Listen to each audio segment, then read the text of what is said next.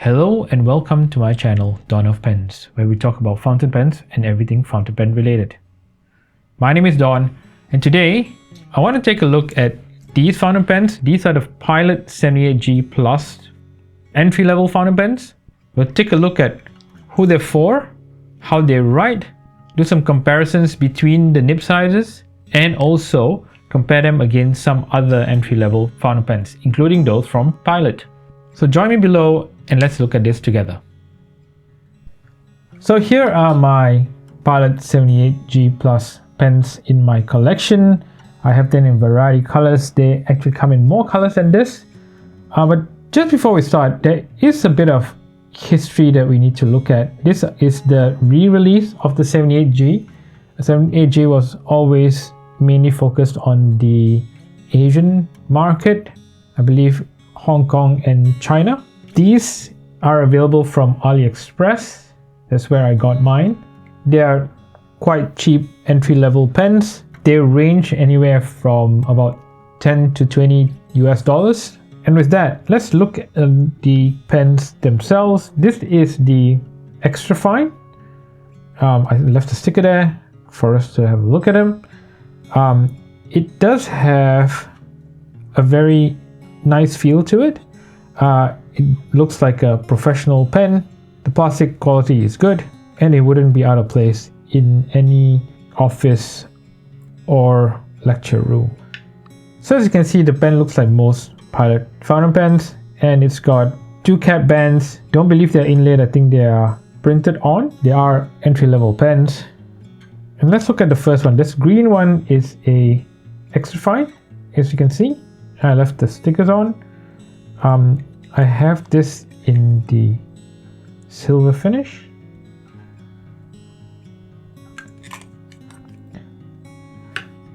Next is the Fine. It's also very nice. It's got a gold plating.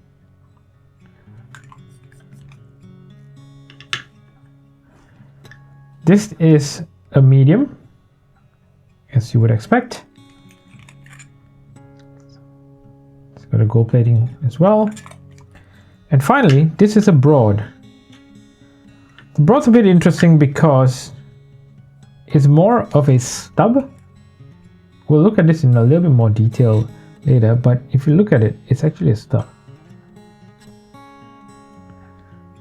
It's got no tipping, and it writes exactly like a 1.1 stub.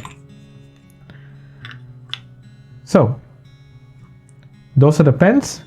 We'll compare them with some other pens, and we'll have a look at them right now. So let's compare this in terms of size with some other popular pens.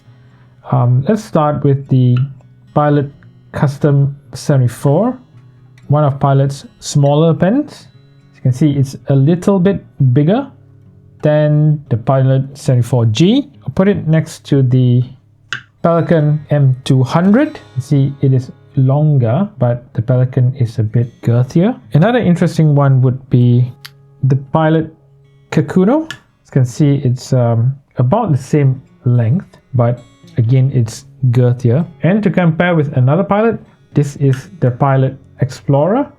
It is much bigger, and actually, removing the Pelikan, we can compare it with the Pilot E95S as well. Put like this, the Pilot E95S is a lot smaller. Comparing with some others, we can also have a look at the Pilot Custom 823. This is the demonstrator version. It is much bigger. Maybe we can put in moving this, a Lamy Safari Vista. That is way bigger. And maybe there's something that's more comparable to the size and in the same market range is the Jinhao 82.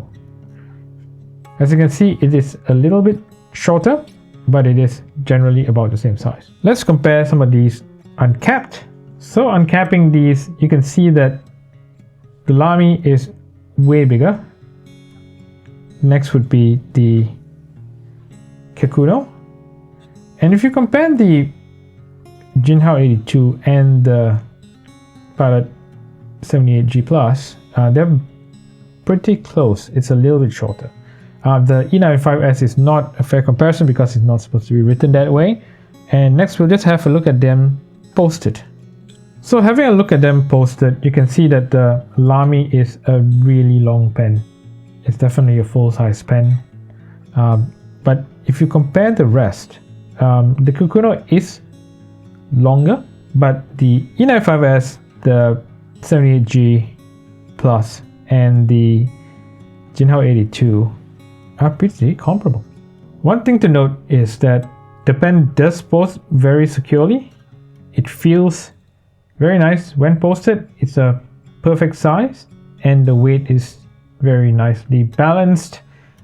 Just feels like it sits in your hand perfectly when posted. When unposted, it is a little bit light and small, but again, it depends on your hand. I've got a reasonably small hand. It still works nicely for me, although it feels a little bit light and small. I do prefer posting this pen just because it feels much more substantial. Next, we'll have a look at some measurements. So let's weigh the pen. The pen weighs capped 12.22 grams. It's really light. Uncapped, it is 7.6 grams. So you can see that it's really, really light. Compared to a M200, which is 14.4, which is also really, really light. And uncapped, it's 9.5. Bear in mind that both of these are inked, although the M200 would have a much bigger ink capacity. So take that into consideration. Let's measure the pen. Lengthwise, when capped, it's about 134 millimeters.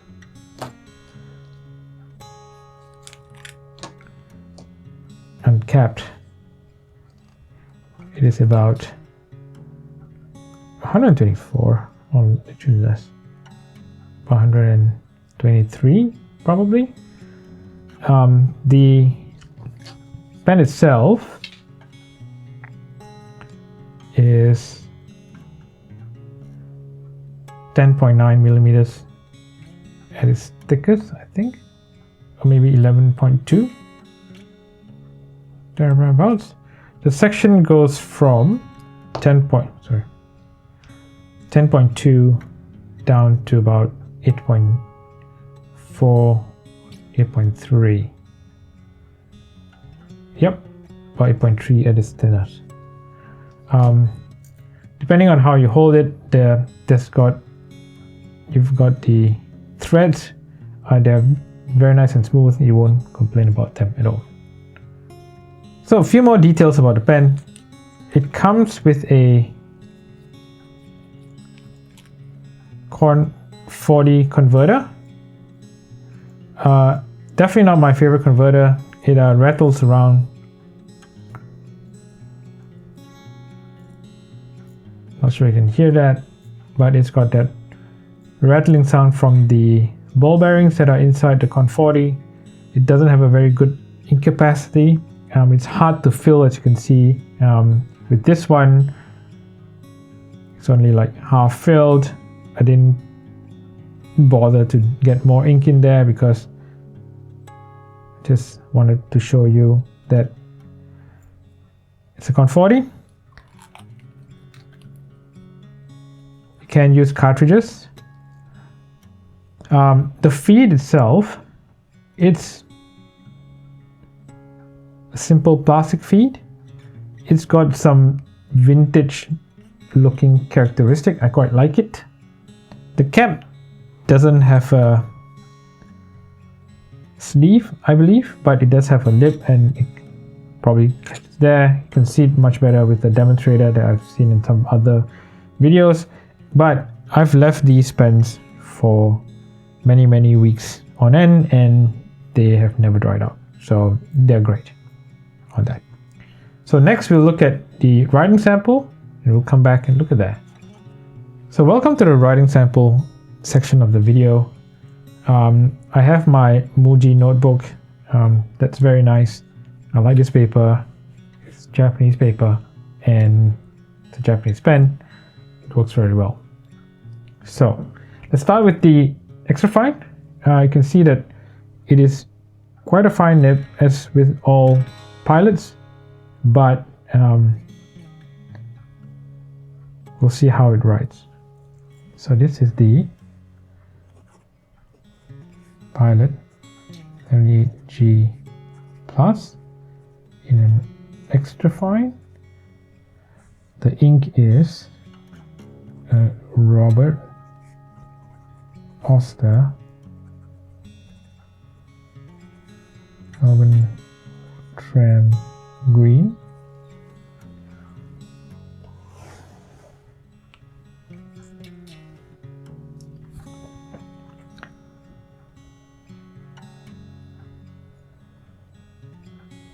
You can see that the line is really fine, and it's classic Pilot. It writes really well. It's definitely got a lot of tools in it because it's an extra fine, and it's like a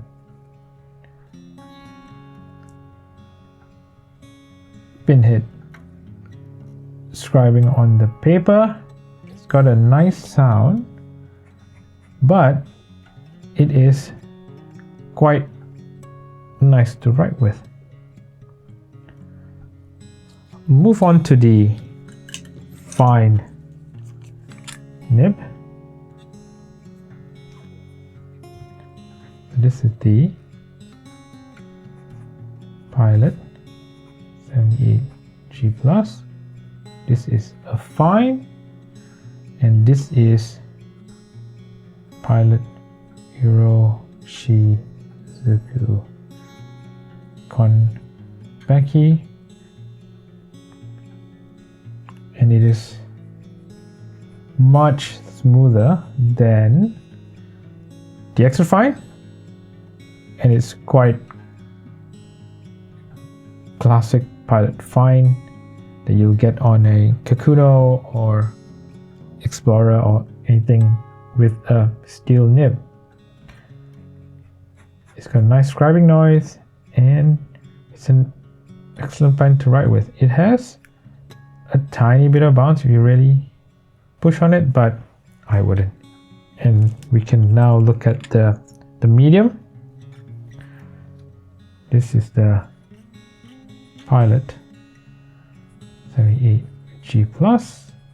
This is a medium, and this is just regular Pilot Black, and this is very nice.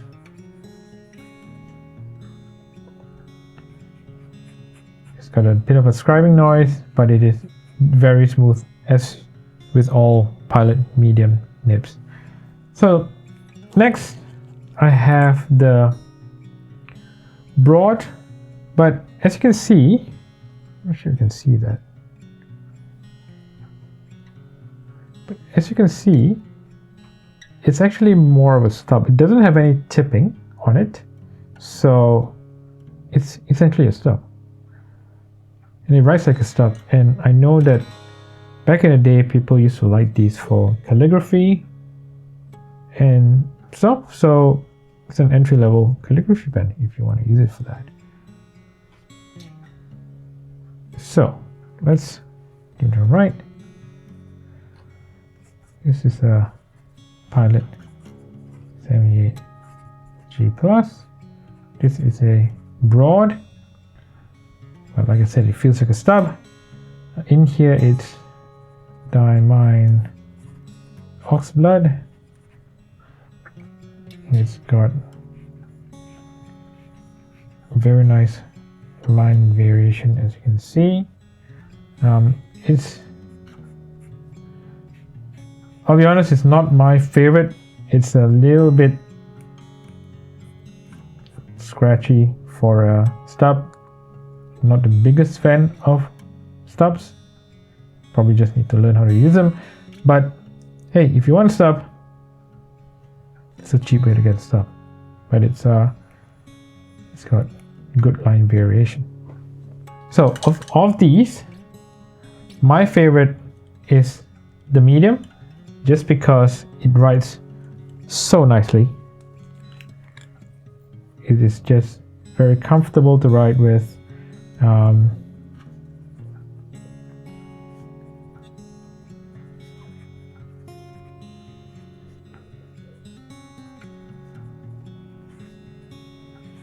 I'm just doing some quick writing to get a feel for it, but you can see that it writes super nicely. Actually, all the nibs write nicely. If you like stubs, I think you like this broad as well, but I'm just not that much of a stub person, and at night my nibs are a little bit stubby, but when it's just a complete flat surface with no tipping and a little bit feedbacky, I'm not even sure that's a word, but feedbacky. But it's good to have a stub in the collection. So here I have it, the extra fine. It writes really nicely like any Pilot extra fine.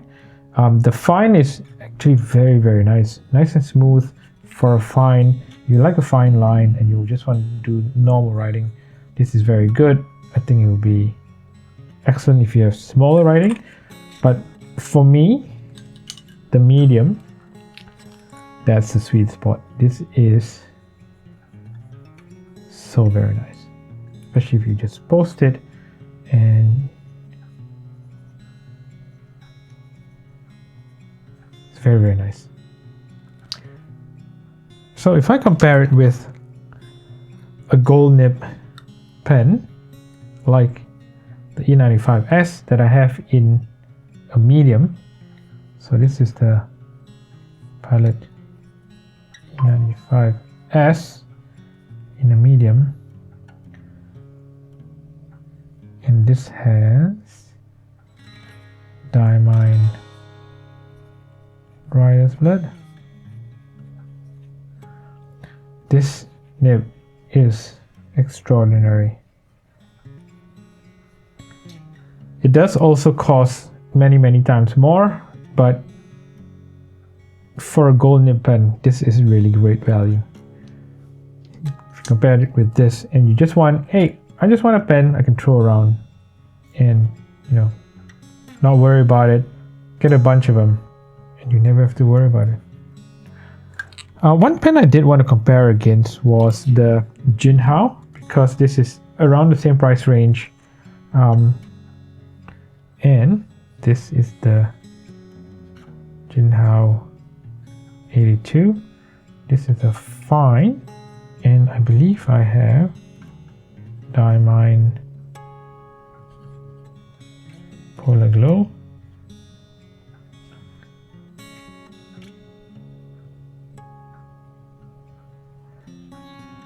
This pen in a fine is quite scratchy compared to the fine from the Pilot. Let's look at comparison. Oh yes, this is so smooth compared to that. However, I don't have it anymore because I gave it to my mom. But the Jinhao 82 in medium is exquisite. It writes amazingly. And the other thing is, I find that it's a little bit heavier and it feels a bit better. And somehow they both cost in the same price range, but the plastic does feel just that little slightly better than this. And you can even look at them and you can see that this actually looks, to me, the Jinhao 82 actually looks a bit more expensive. even though they're in the same price range, and it actually has a proper cap band. It's not just printed on. So you have to remember that this is a Japanese pens and this is a Chinese pen. Maybe that makes a difference, but this is really, really good value if you ask me. Comparing that with a Pelikan M200, this is a Pelikan M200. So actually it's more 205. This is a medium, and in here I also have Diamine Polar Glow. I love Polar Glow. Just so I know, you'll probably see it in more videos if you follow my channel. This is very nice and smooth as well, but I'm not sure whether this is worth all that money. I know it's a Pelikan. I know it's a different class of pen. It's kind of in the same range as this, but to be honest with you, I'd get the E95S over the M200. I love my Pelikans, but the M200 is not, or the M200 range is not my favorite range of pens. I don't think they're really worth it, because you can get something amazing like this for it. But never mind, that's not what we're discussing. What we're discussing is entry-level pens, and for entry-level, we're talking about under $20 US. These are amazing value, and you really should get one for yourself to try. So what are your thoughts on the Pilot 78G Plus fountain pen? Is it something that you can consider adding to your collection? I think it's a good pen for starters if you like really light and small pens. I'm really happy with the 4 that I have. I'm not sure whether I'll add any more. They do come in a lot more colors than these. But let me know your thoughts in the comments below. And if you've made it to this part of the video, I'd really appreciate it if you could like and subscribe. It really helps me out and helps the channel grow. And with that, I thank you very much for watching, and I'll see you in the next video. Thank you.